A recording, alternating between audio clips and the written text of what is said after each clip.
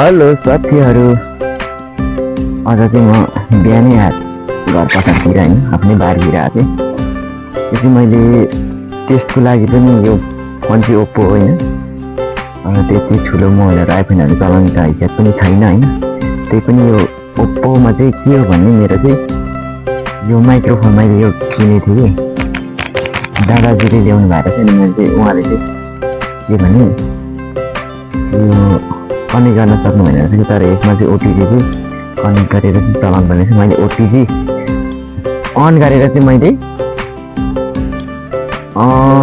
बोल्दैछु होइन, कतिको स्पष्ट आउँदो रहेछ होइन, सुन्नु पऱ्यो एकछिनपछि।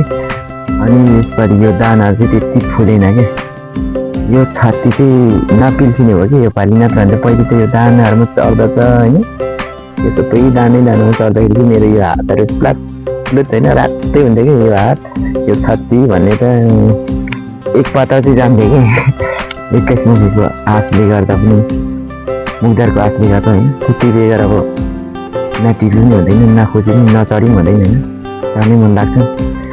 कतै 21 मुखी त छैन भन्ने एउटा आशा पनि पलाउँछ कि, त्यसले गर्दा चाहिँ जानै पर्ने बध्यता हुन्छ।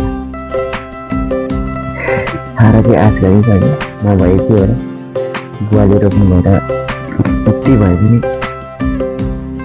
छ भनौँ न।